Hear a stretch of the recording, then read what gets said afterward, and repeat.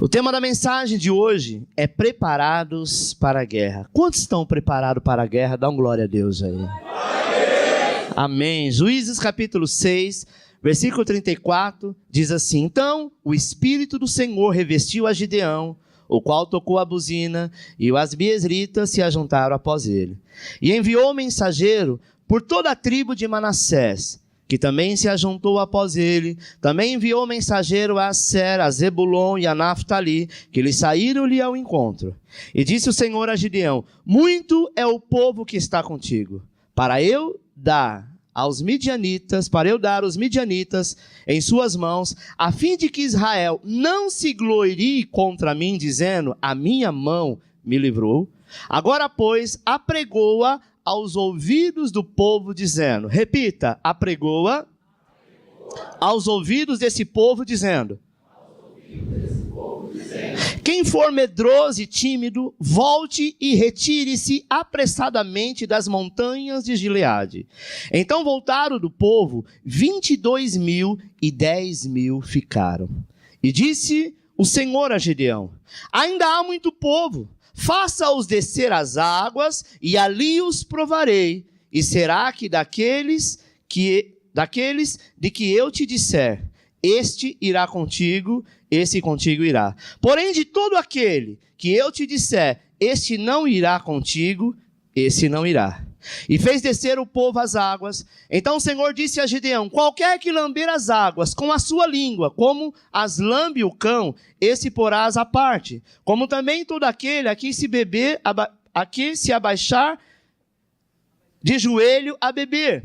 E foi o número dos que lamberam. Levantaram as mãos à boca 300 homens. E todo o restante do povo se abaixou de joelho para beber as águas. E disse o Senhor a Gideão: com esses 300 homens que lamberam as águas vos livrarei, e darei os midianitas nas tuas mãos. Portanto, todos os demais se retirem, cada um ao seu lugar.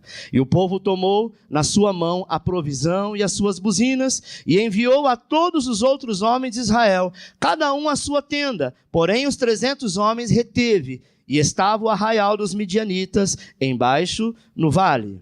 Amém? Preste atenção. Aproximadamente quase 30.000 homens, juntando as tribos que Gideão começou a convocar. Sabe, irmãos, quando você entra no seu Facebook, que tem lá 1.200 amigos, aí se você falar, hoje eu vou separar quem é realmente meu amigo. Não,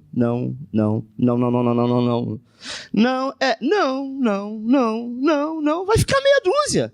Porque amigos que amigos são pouco, o resto é colega e conhecido. Não é verdade? Deus, ele não quer trabalhar com um povo que não tem responsabilidade, que não tem compromisso. Deus não está preocupado qual é a sua cultura, Deus não está preocupado com a sua estatura física, Deus não está preocupado qual é a sua conta bancária. Deus está preocupado se você realmente confia nele, porque se você confiar, tu és enviado do Senhor. Deus não está preocupado, meu irmão, sabe o quanto você conhece, qual é a sua psicologia, mas ele está preocupado o quanto você conhece a tua palavra e até onde você pode avançar e conquistar. Deixa eu te dizer uma coisa. Deus quer encontrar soldados que estejam prontos e qualificados para a guerra. Você acha que um soldado não tem medo da guerra? Lógico que tem. Você acha que ele vai para a guerra feliz? Ô glória, talvez eu volte, senão eu morro. Será que quando ele despede da tua família, sabe, ele despede assim da sua esposa, ore por mim, pede a Deus para que eu possa voltar, eu quero ver meus filhos crescerem, mas é determinado que ele vá, ele não tem muita opção. Deus, ele fará uma revista para saber como estão os seus soldados. A igreja de Jesus, amado, ela é qualificada como um grande exército de Deus na terra, sabe? Por quê? Porque nós como igreja, desde há 2.000 anos atrás, que nasceu a igreja cristã no mundo, que ela vem lutando contra o pecado, contra Satanás, contra um exército inteiro do diabo, que luta contra a igreja de Jesus Cristo. É a maior guerra travada no mundo espiritual. Mas o Senhor está perguntando para nós, igreja IAAP, como está você e o seu exército? Talvez alguns de nós tenham perdido ao longo dos dias um pouco do entusiasmo, sabe? Talvez em alguns momentos tenha esmorecido em lutas que seriam lutas muito importantes. Pastor, eu não sei o que acontece comigo. Eu estava tão bem. Tudo estava orando para chegar esse dia. Quando chegou, eu não sei, me deu um desânimo. Sabe, parece que aquelas fichas todas que eu apostei, sabe, aquela teoria toda que eu coloquei, que eu apliquei, quando chegou parece que, não sei, não quero mais. Sabe o que é isso? É o diabo se levantando para roubar aquilo que Deus está te dando. É engraçado que antes você queria, agora você não quer mais. Antes estava muito bem, agora parece que a coisa não vai. Você acha que isso é normal? Você acha que isso é uma coisa, sabe, que você comeu, está lhe fazendo mal, está lhe causando? Isso é o diabo. E o Senhor diz, agora é hora de você se preparar, porque Deus não quer você forte, Deus quer você posicionado, porque a força não é sua, a força é dele. Porque se Deus quisesse homens fortes, 30 mil homens seriam bastante para lutar contra o exército de Senaqueribe, contra os exércitos dos assírios. O Senhor disse, tem muita gente. Sabe por quê que, se Deus permitisse, aquele povo ia dizer, nós vencemos, nós tivemos estratégia de guerra, nós fazemos, nós é que compramos, nós é que vendemos. O Senhor disse assim, ninguém vai fazer nada, vocês vão em meu nome, mas quem vai fazer sou eu. Com 300 homens você vai vencer 135 mil deles. Sabe, irmãos, Satanás sabe que contra você a guerra já está perdida para ele. Só que ele tenta fazer barulho. Você pode perceber alguns cachorros, eu sempre uso esse exemplo. Já viu um cachorrinho pequenininho chamado Chihuahua? Você já passou na frente de um portão quando ele está solto? Como ele fica bravo? Sabe? O latido dele parece um rugido de leão. Au, au, au, au. Se você ficar com medo, aí ele vai, ele volta, ele se sente um leão.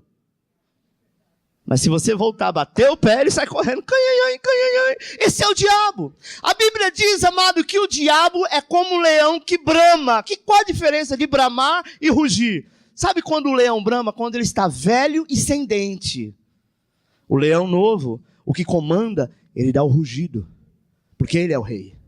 O diabo, ele tem a aparência do leão. Velho, fraco e sem dente. Para que serve um leão sem dente e sem garra? Para nada. Mas ele tenta manter a pose. Então a Bíblia diz que o diabo ele fica ao nosso derredor, bramando como um leão. Para te fazer medo. Eu quero te dizer que talvez você está desempregado, endividado, talvez uma enfermidade chegou na família, um problema que te assolou de repente, algo que te deixou triste. Chame isso de leão que está bramando, mas o grande leão da tribo de Judá, que é Jesus Cristo, ele vai rugir hoje, e ele vai bradar do alto dos céus, e vai te dizer o quanto ele é contigo. Sabe? Deus deseja saber hoje quantos são os soldados que de fato estão prontos para continuar a lutar contra o pecado e contra Satanás. Eu quero te dizer para você que é jovem, você que é solteiro, solteira, o diabo sempre vai dizer que você pode, o diabo vai dizer que nada, depois você pede perdão. Amado, aquele que ama a Deus não tem prática de pecado, pode até acontecer, mas pecado na nossa vida é como um acidente, porque é o pecado que nos enfraquece. Eu gosto sempre de comparar o pecado com a força do super-homem. Você sabe que a história do super-homem, a única coisa que deixa ele fraco é a criptonita, não é?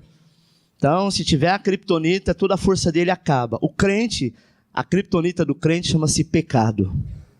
É o pecado que traz a acusação, é o pecado que traz a condenação. Pastor, mas você mesmo pregou que o pecado não tem mais força sobre nós. Fato. Quando nós estamos em Cristo. Quando você está direto no pecado, primeiro que você não nasceu de novo. Talvez você tomou banho na piscina dizendo que você se batizou.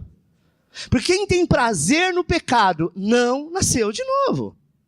Sinto muito.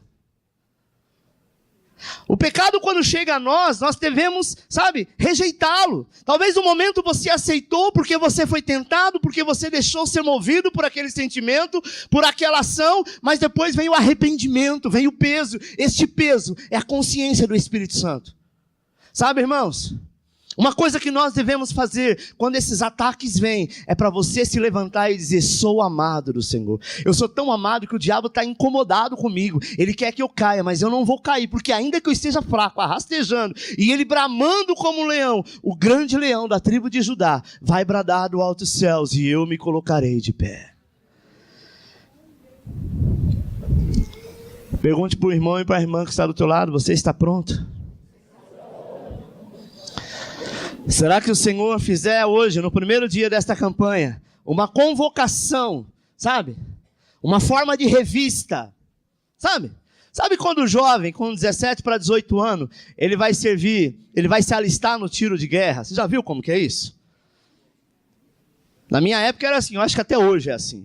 Você fica lá no meio do monte de marmanjo, um grande, um pequeno, um gordo, um magro, gente, tudo quanto é tipo.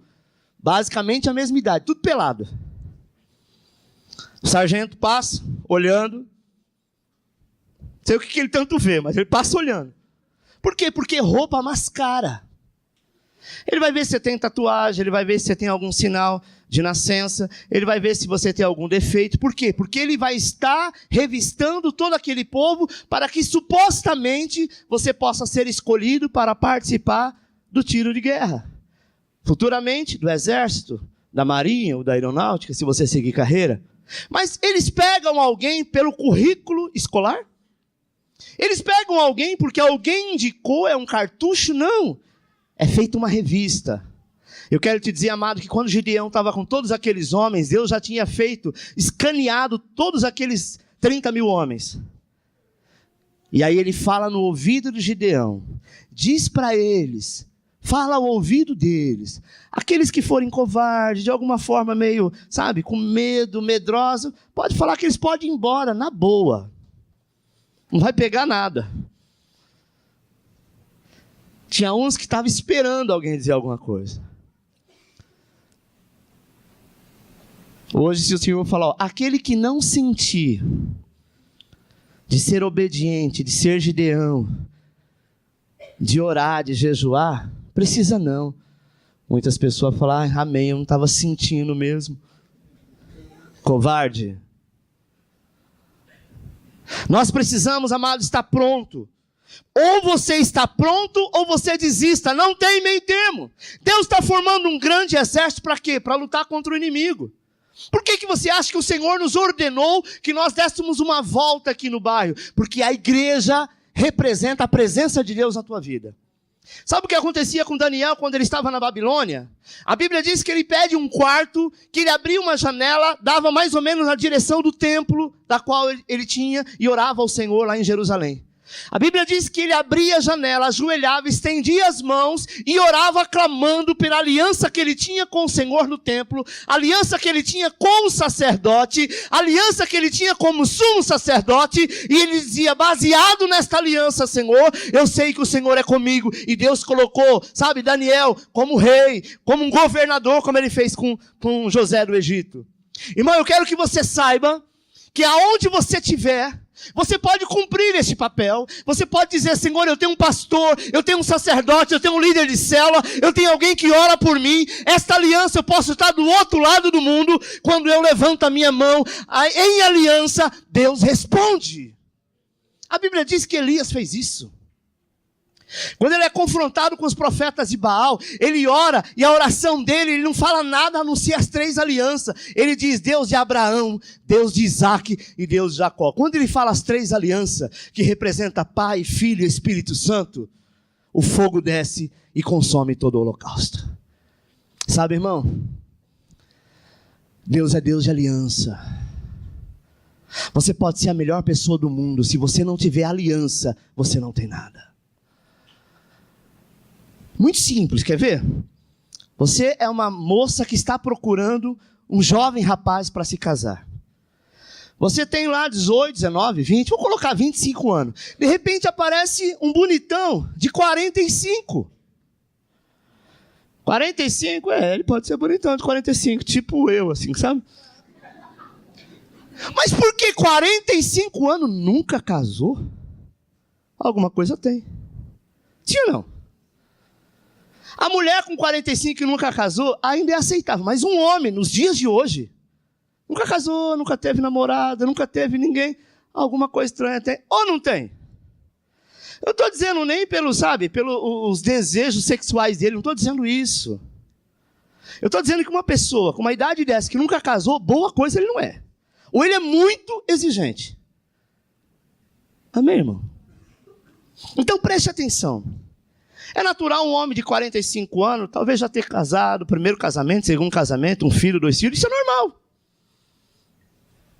Mas se ele nunca teve ninguém, ou se ele nunca quis ninguém, é porque ninguém estava à altura dele. E será que você, mulher, vai estar à altura dele? Deus, ele escolhe as pessoas por quem realmente ela quer ser. Ou você tem aliança, ou você não tem aliança. E uma coisa que desagrada o coração de Deus, são homens e mulheres que tratam a obra de Deus como vão na feira. Se alguém fizer mais barato, eu compro. Ainda que compre machucado ou estragado. O importante é que foi mais barato. Não negocie a tua unção. Não negocie o princípio. Não negocie o sacrifício que Cristo fez na cruz. Saiba que você é a pessoa que Deus te chamou para ser profeta na terra. Deus está formando um exército. E Ele está procurando soldados. Primeiro, se Ele está procurando soldado, e o que Ele deseja encontrar? Amado, essa é uma figura muito clássica. Jesus e o diabo tirando uma queda de braço. Todo dia, esse Cristo está dentro de você lutando contra o pecado. E Ele não tem medo de enfrentar a guerra. Ele não tem medo de enfrentar nada. Primeiro, porque Ele deseja encontrar homens e mulheres corajosos. A Bíblia diz, amado, que no Velho Testamento, Deus passou em revista, sabe? E Ele passa em revista olhando todo aquele povo, comandado por Gideão, seu servo. E disse a Gideão que tirasse dentre o povo os soldados que fossem covardes.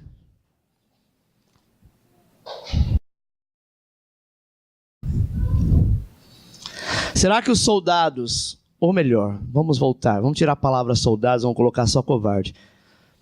Vai para o reino ou para o paraíso? Hã? Os covardes não herdarão o reino? Sabe por que não, irmãos? Se ele é covarde, ele não é covarde apenas numa atitude, ele é covarde em todas. Se o Senhor manda ele pregar, ele não prega porque ele tem vergonha, ele tem medo, ele é covarde. Manda ele anunciar, ele não anuncia. Manda ele ofertar, ele não oferta. Manda ele comprar, ele não compra. Manda ele vender, ele não sabe. Dá um talento para ele faz o que? Ele enterra. O reino é para aqueles que podem até não ter força, mas tem atitude. Sabe qual é a necessidade. Sabe, irmãos?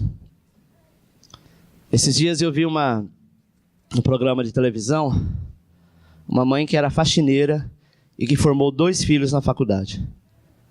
Um deles está indo para a Holanda e vai prestar um concurso.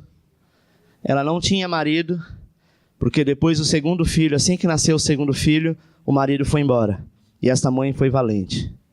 Ela lavava roupa para fora e fazia faxinas, que é um serviço difícil.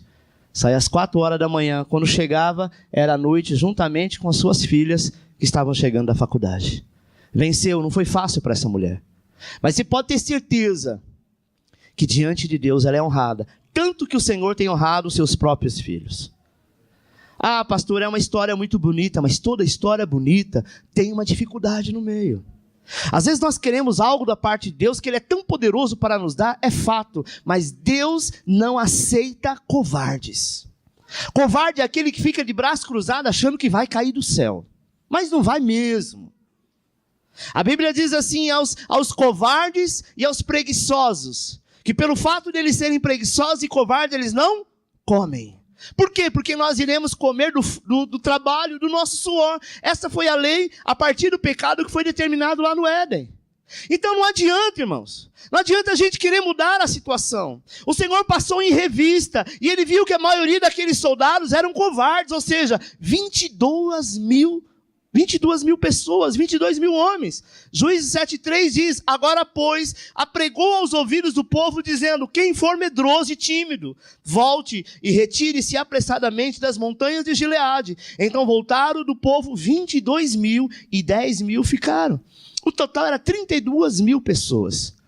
32 mil homens, 32 mil soldados. Imagine, se é você que é o Gideão da história. Você tem 32 mil pessoas, 32 mil homens. E aí 22 mil logo de cara desiste. Sabe quando você está com um projeto de comprar alguma coisa, montar um negócio, fazer alguma coisa, e no meio do caminho algo como isso acontece? Simplesmente, sabe, mais da metade dos seus sócios foram embora. E você diz: Senhor, eu orei, eu jejuei, o Senhor disse que era de Deus, mas os meus investidores foram embora. Fique em paz, porque não é eles que vai te dar o retorno, é o Senhor que está preparando para a tua vida. 22 mil homens seria apenas para juntar espaço, e Deus quer homens e mulheres valorosos, valentes. Como se não bastasse 10 mil. Pastor, mas 10 mil é gente pra caramba. Por isso mesmo que o Senhor falou assim, tem muito ainda. Sabe, irmãos, Deus não queria contar com eles, porque seria um prejuízo para o seu reino. Na obra do Senhor, não há lugar para medrosos. Primeiro que Deus não está interessado em números, mas na qualidade dos homens e mulheres que querem fazer parte desse exército. Talvez você fale: poxa, pastor, mas só nós. Então, é conosco que o Senhor vai agir. Juízes 7, 5 e 6 fala a respeito disso. De todos os 10 mil, 9.700 eram homens que não eram de confiança. Os primeiros eram medrosos. Depois, 22 mil pessoas medrosas. Depois, 9.700 pessoas eram pessoas que não eram de confiança. Até então, eles não eram medrosos, mas não era de confiança. Olha lá, Juízes 7,5. E fez descer o povo às águas. Então o Senhor disse a Gideão: qualquer que lamber as águas com a sua língua, como as lambe o cão, esse porá à parte. Como também a todo aquele que se abaixar de joelho a beber. E foi o número dos que lamberam, levantaram as mãos à boca, 300 homens. E todos os restantes do povo se abaixou de joelho a beber as águas. Imagine, irmãos, nós estamos numa guerra. O inimigo está em todo lado. Todo mundo está com sede. Aí o capitão fala: olha, aqui está a água, vamos beber a água. Tinha uns que eram tão desesperados que eles caíram de boca na água, igual o cão quando lambe da água. Totalmente desprotegido. Gideão não falou nada. Gideão disse: aí a água, beba. 300 apenas abaixou, pegou a água, se ajoelhou e levou à boca. Enquanto eles bebiam, eles estavam sendo vigilantes. Deus falou: esses 300 você separa. E esses outros, eles não são de confiança. Ao mesmo tempo que ele está com você, ao mesmo tempo ele vira as costas para você. Sabe, irmãos? Sabe quando a sua célula começa a encher demais e daqui a pouco ela dá uma esvaziada da noite para o dia e fica só meia dúzia? Fique em paz. Essas pessoas, não que não tenha valor para Deus, mas para a obra que Ele está querendo realizar, elas não são incluídas. Sabe por quê? Porque eles não são de confiança. Confiança aqui que eu falo é pessoas que você pode confiar de estar lado a lado contigo. Infelizmente, todo lugar, toda igreja, toda família, todo lugar tem pessoas assim. Sabe, você fala com ela: fulano, então posso contar com você? Pode deixar, parça, tô lá.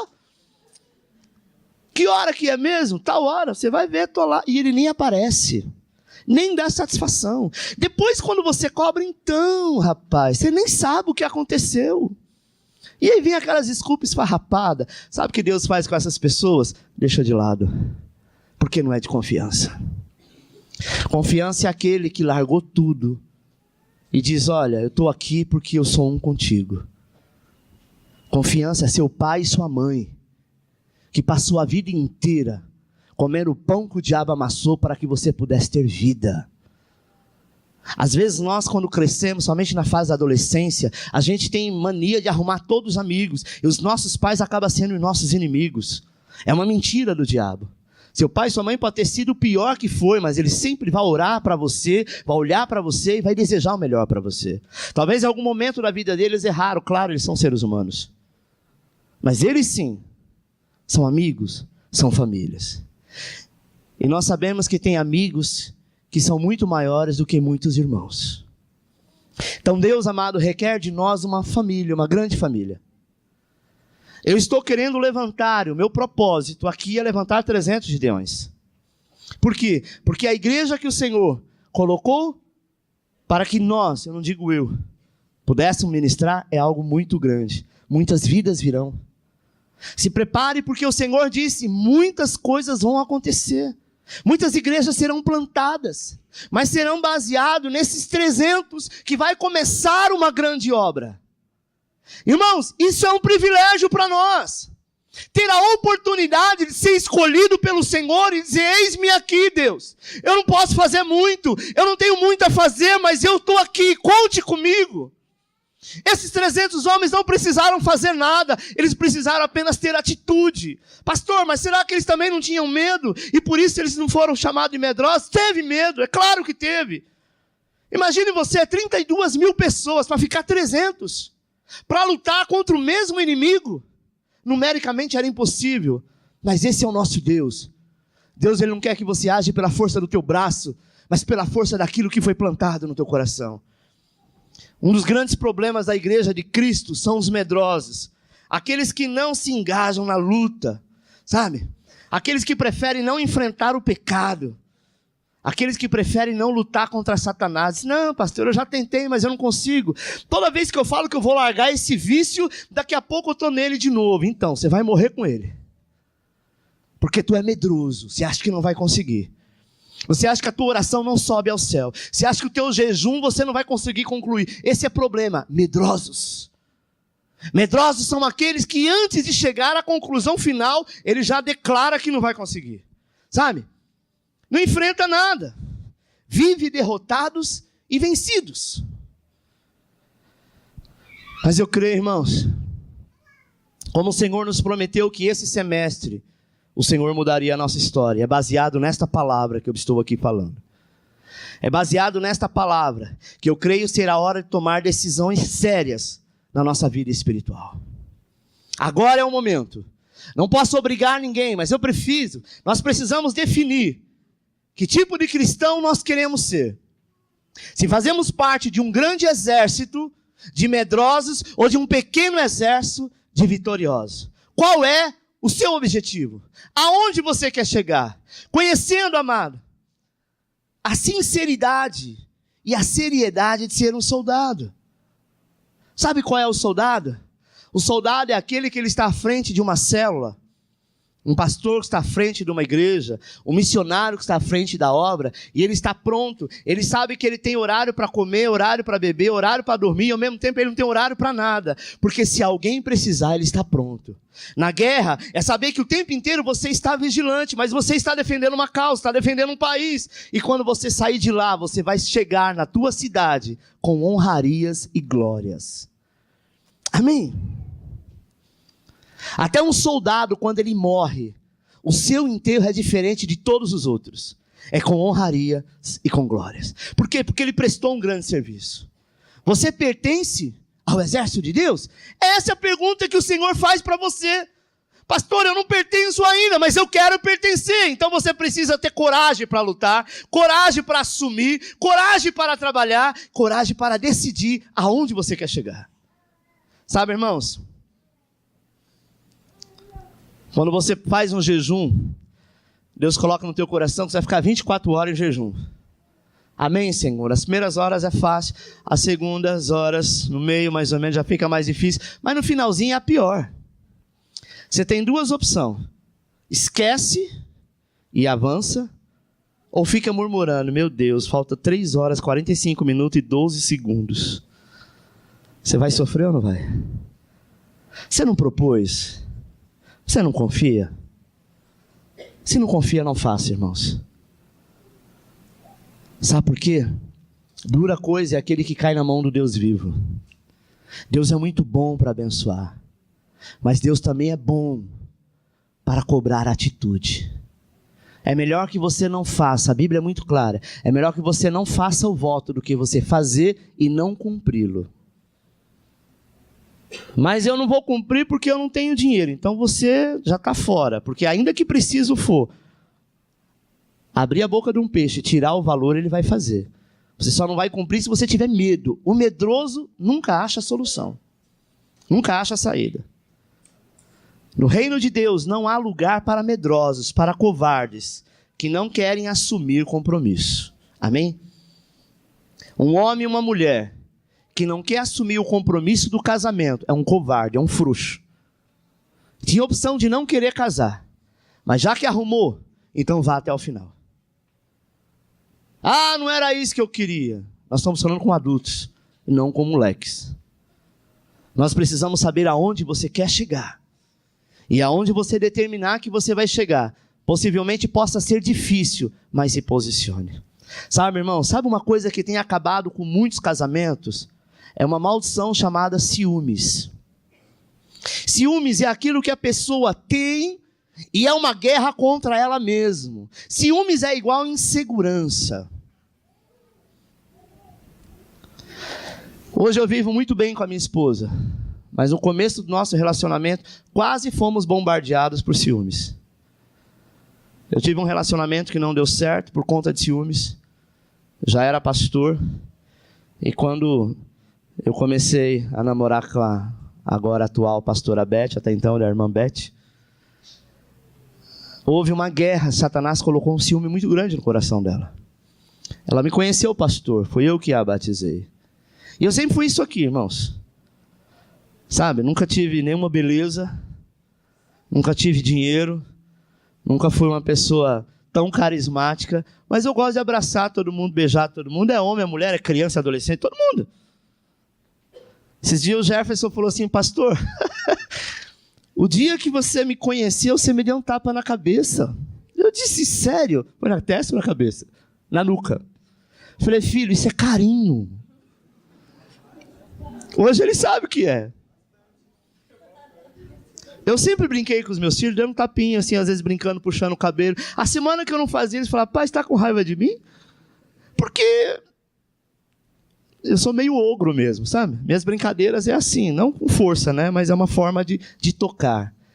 E o ciúmes foi algo que quase acabou com o meu casamento. Porque acabaria com o meu casamento e com o meu ministério. Você acha que isso vinha de Deus ou do diabo? Então, amado, se você está sendo bombardeado por espírito de ciúmes, a primeira coisa que você precisa fazer é pedir ao Senhor libertação. Seu namoro não vai para frente, seu noivado não vai para frente, seu casamento não vai para frente. Porque a primeira coisa que precisa ter no relacionamento é confiança. E ciúmes quer dizer, eu não confio em você. Não pela pessoa, mas talvez você foi traído no passado. Talvez no passado alguém, sabe, fez alguma coisa e deixou muito chateado. Mas não transfira essa culpa para outros, que isso é covardia. Essa pessoa agora que Deus te deu é uma nova pessoa. Outra coisa, irmãos. Às vezes nós ficamos preocupados como era o nosso caso. Ela já tinha filho do primeiro relacionamento. Eu também já tinha filho. Imagine que quando chegam os filhos, era o meu, dela e os nossos. Era uma guerra muito grande. Porque cada um tinha uma cultura, cada um foi criado de uma forma. Mas deixa eu te dizer uma coisa, não permita que filho acabe com o teu relacionamento. Porque filho vai crescer, cada um vai casar, vai para a tua casa. E é o velho e a véia que vai ter que ficar o resto da vida. Amém? O dia que nós sentamos e falamos assim, olha, os nossos filhos, tanto o meu quanto os seus, vai ter que andar nessa direção. Se não for assim, não vai dar certo. Então vá morar com o pai, vá morar com o outro, porque o outro, né? No caso dela era o outro e no caso meu era a outra. É os que ficam de fora torcendo para que não dê certo.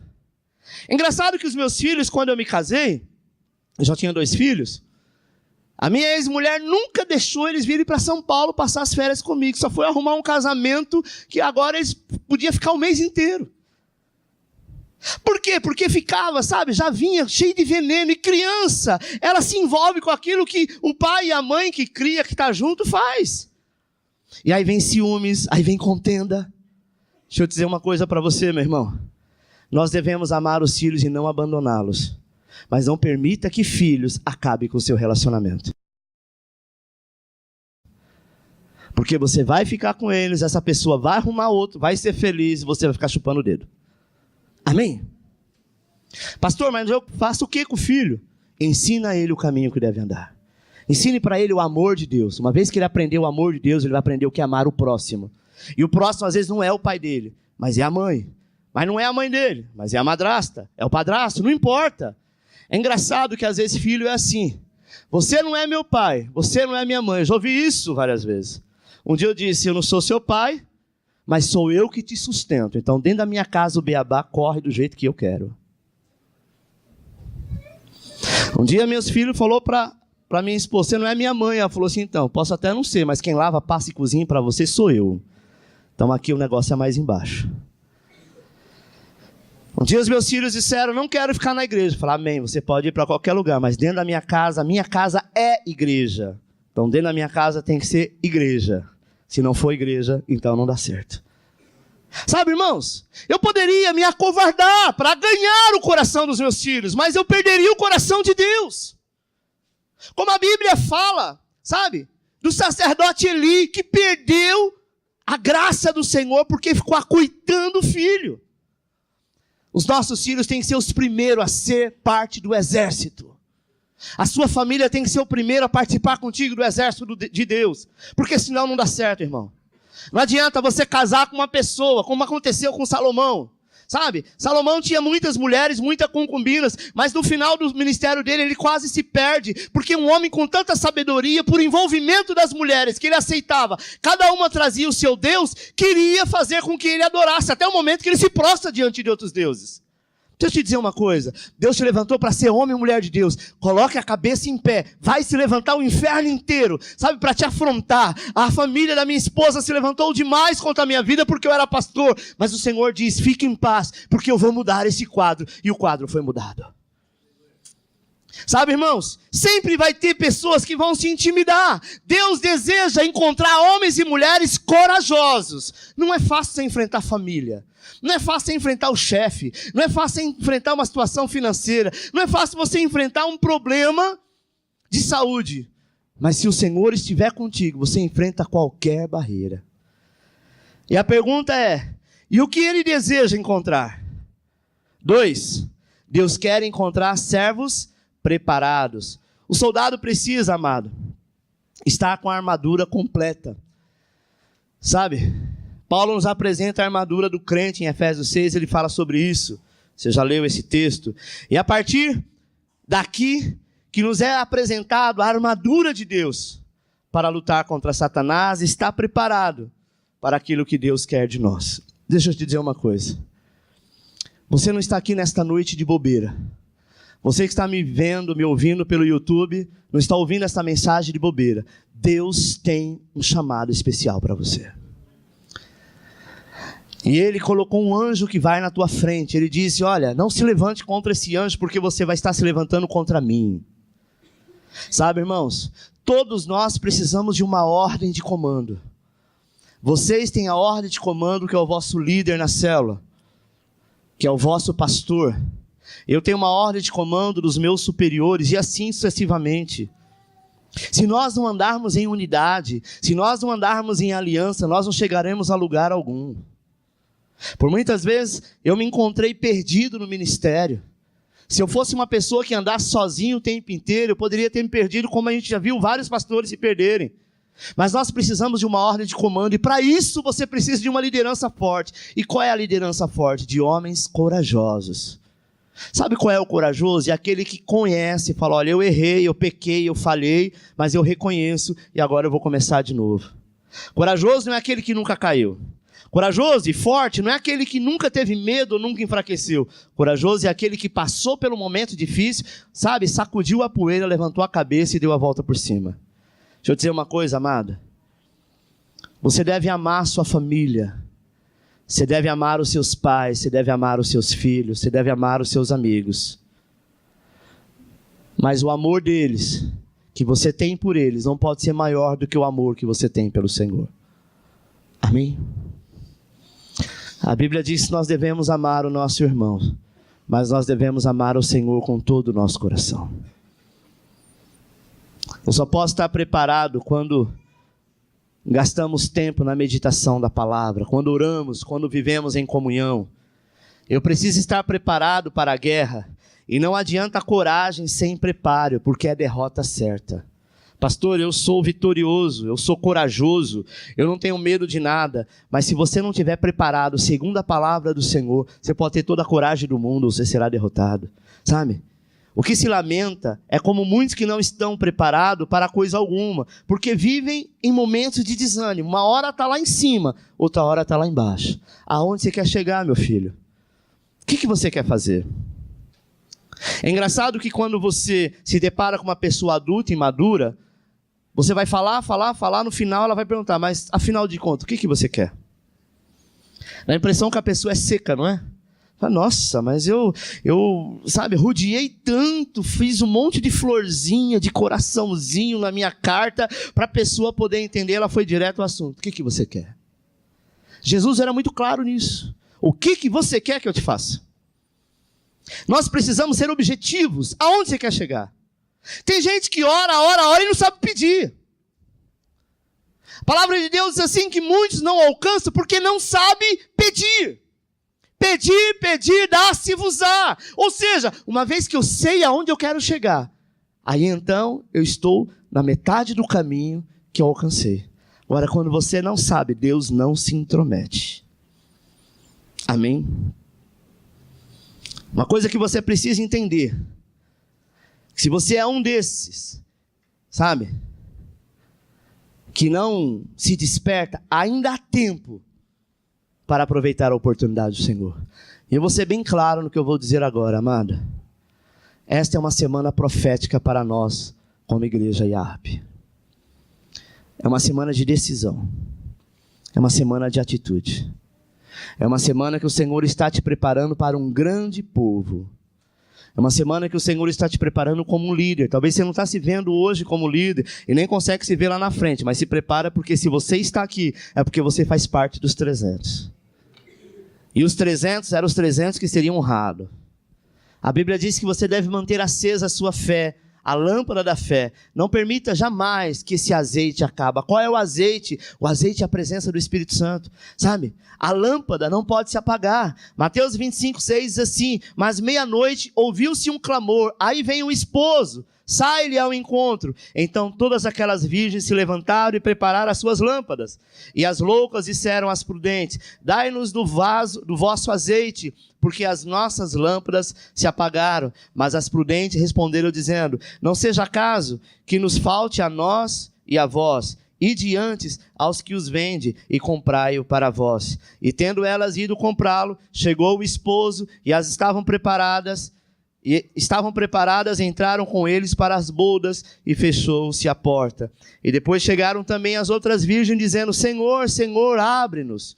E ele respondendo disse: em verdade vos digo que não vos conheço. Sabe uma coisa que Deus não conhece? Covarde. Sabe uma coisa que Deus não conhece? Crente hipócrita. O que é o crente hipócrita, pastor? É aquele que na tua frente ele é uma coisa e por trás ele é outra. Mas ele não é falso? Não, ele é hipócrita. Hipócrita no sentido de que hoje ele diz: eu estou contigo. Amanhã ele diz: eu não sei se eu estou mais com ele. Sabe aquela pessoa que diz assim: olha, Moisés, eu estou contigo. Aí alguém chega para mim e fala: mas o que você acha de ir com o Sandro? Eu falo: é verdade. Você está indo com o Sandro? Estou, então eu vou com o Sandro. Isso é um hipócrita. Em fé, ele age de hipocrisia. Ou você está, ou você não está. Ou você faz, ou você não faz. Ninguém é obrigado a fazer aquilo que não queira. Em momento algum, a Bíblia diz que aqueles 22 mil homens que desistiram, eles foram castigados. Aqueles 22 mil homens que desistiram, eles foram lançados fora nas trevas exteriores. Não fala sobre isso. Mas eles não tiveram honra. Sabe, irmãos? Uma coisa que Deus quer te honrar. Amanhã depois, quando houver um grande prédio com milhares de pessoas, você olhar e dizer assim: eu faço parte desse exército. Eu faço parte. Porque quando houve a oportunidade de você fazer parte, disse: eis-me aqui. Como fez Isaías. O Senhor disse: a quem enviarei? Como tantos outros homens de Deus, sabe? Que ouviu a mensagem do Evangelho. Sabe qual foi a pior mensagem do Evangelho? Foi logo quando Cristo foi morto. Porque todos os discípulos começaram a ser perseguidos. E mesmo assim a igreja não parou de crescer. Sabe, irmãos? Às vezes a gente tem medo de falar por crítica. Eu vou citar uma igreja aqui, e eu respeito eles na condição da qual eu vou dizer, que é a Igreja Universal. Talvez é a igreja mais apedrejada de todas. O Bispo Macedo, coitado, não sei se quando ele morrer ele vai ser herói ou o povo vai dizer graças a Deus que morreu. Porque de tanto que o povo fala da Universal, mas cada dia ela cresce. Porque é uma coisa que ele tem autoridade. Ele não está preocupado com o que os outros vão dizer. Ah, pastor, mas pede isso, pede aquilo. Dá quem quer. Nunca vi ninguém colocar uma faca no pescoço e dizer vai e dá tudo que você tem. Se a pessoa faz é porque tem fé. E se tem fé é porque alguma coisa está acontecendo. Agora, fraco e derrotado é aquele que fica do lado de fora, nem faz e ainda critica quem está fazendo. Não é verdade? Fracos, às vezes somos nós, que temos, medo de confrontar o povo, porque olha a necessidade do povo e diz assim, mas como que eu vou pedir isso se eles não têm? Eles não olham, porque eles olham para a fé. E aí eles lançam, aqueles vitoriosos vão e fazem, e vencem.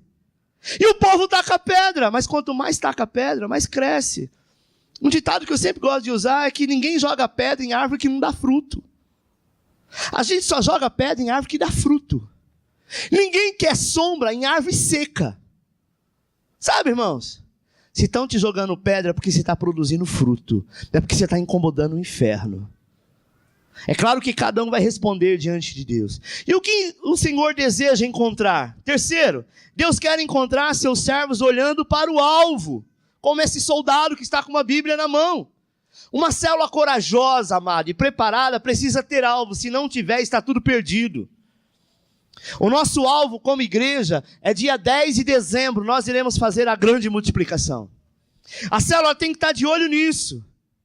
Ela tem que estar ministrando. E como já foi ministrado, acredito que todos os líderes já ministrou na célula, a divisão da microcélula, que vai levantar, dependendo do tamanho da célula, 1, 2 ou até 3 líderes em treinamento. E esse líder em treinamento vai estar ajudando o líder da célula a consolidar outros, porque fica muito pesado para uma pessoa só. E no momento da palavra compartilhada, cada um vai para um ambiente. Se não tiver esse espaço para ter mais de um ambiente, divide a palavra por semana, cada um prega num dia, porque vai chegar um momento que vai multiplicar. Então eu preciso estar familiarizado com esse que foi levantado. Ah, pastor, mas minha célula está tão legal. Estamos lá em 20, 22 pessoas. Para que mexer? Deixa assim, não seja covarde. A multiplicação, aparentemente parece uma divisão, mas a multiplicação ela precisa acontecer. Sabe, irmão? Às vezes você fala assim para o seu marido. Ah, vamos bem. Almoçar na casa da mamãe domingo? Ele fala, não, vamos na minha mãe. Por que na sua mãe? Porque eu quero, semana passada a gente já foi na sua. Não, mas eu gosto muito da minha mãe, eu também gosto da minha. Você está entendendo como começam as divisões? Às vezes a filha ou o filho não está preparado para sair de casa, para assumir uma nova família. Ele está preparado para ter uma mãe que é uma escrava que lava, passa e cozinha para ele. Agora ele trouxe mais um ou mais uma para que a mãe faça a mesma coisa. Se desprenda, corta o cordão umbilical. Deus te deu uma família. E agora é a sua família que vai crescer. A célula é a mesma coisa. É muito legal, tá todos os irmãos juntos, mas o Senhor te deu a estratégia para você agora criar um novo espaço para vir novas pessoas, porque o espaço físico da qual você tem lá a sua célula, sabe, amado, alojada, não cabe 40, 100, Deus tem 200 pessoas para você. Você vai colocar 200 aonde? Então é preciso acontecer isso. Mas nós nos acovardamos, sabe? Crente que não tem alvo, não tem conquista. O nosso primeiro alvo é Cristo. Amém? E todos que tiraram os olhos de Jesus fracassaram. Hebreus 12:1 diz assim, portanto, nós também, pois que estamos rodeados de uma tão grande nuvem de testemunhas, deixamos todo o embaraço e o pecado que tão de perto nos rodeia. E corramos com paciência a carreira que nos está proposta, olhando para Jesus, autor e consumador da fé, o qual pelo gozo que lhe estava proposto, suportou a cruz, desprezando a afronta e assentou-se à destra do trono de Deus. Sabe, irmãos, há uma carreira proposta para você, há um chamado de vitória para você, mas existe vitória sem guerra? Existe vitória sem luta? Existe cura sem ter ficado doente? Muitos têm naufragado na fé pelo fato de tirar os olhos de Jesus. Mas eu quero te dizer uma coisa, você quer ser um vencedor em tudo que você fizer? Não olhe para a direita nem para a esquerda, muito menos para baixo ou para cima. Olhe para Cristo, porque Cristo está dentro de você. A Bíblia diz que quando o rei Josafá recebeu o aviso de guerra dos amonitas, sabe o que ele faz? Ele ora. Segundo Crônicas 20:12 diz assim: não sabemos o que faremos, porém os nossos olhos estão postos no Senhor. Rei Josafá era outro que não tinha guerra, não sabia o que era guerrear, não tinha um exército. Quando ele recebe a carta dizendo, olha, o exército do inimigo vai entrar e vai matar todo mundo, sabe o que ele faz? Ele olha para o Senhor e diz, Senhor, eu não estou aqui de bobeira. O Senhor não colocou eu para ser rei, para que o meu reinado termine em fracasso, termine em desonra. Eu estou aqui para o Senhor que me colocou. Em outras palavras, o problema é seu. Eu vou confiar e o Senhor vai fazer. Sabe como Josafá vence a guerra, amado? Coloca os seus soldados, que eram os seus sacerdotes, na rua. E no momento que eles estavam indo, caminhando, eles estavam glorificando ao Senhor, dizendo, aleluia, aleluia, aleluia, aleluia. Quero te ouvir. Aleluia, aleluia, aleluia, aleluia. É fácil levantar as mãos e dizer aleluia no templo da igreja, não é? Agora é fácil você estar na rua. Você sabe que você vai passar por um monte de bandido e você sai. Aleluia.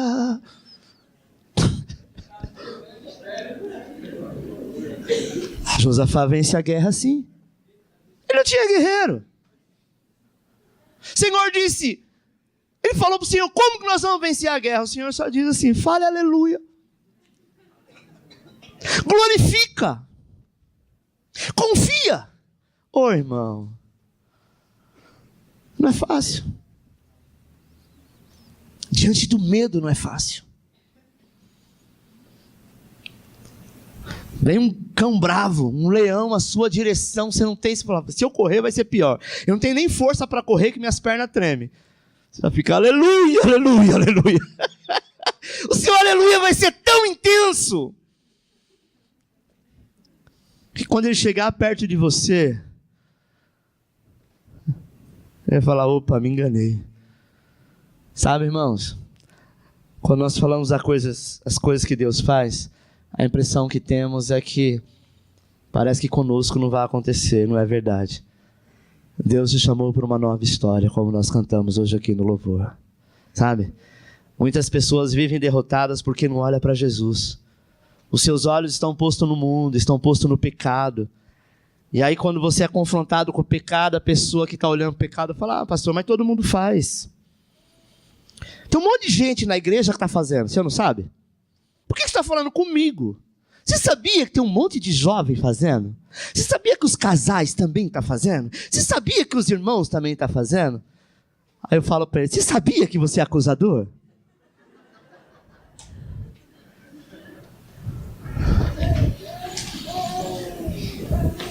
O que adianta os outros fazerem? Você tem que olhar para Cristo, não para os outros.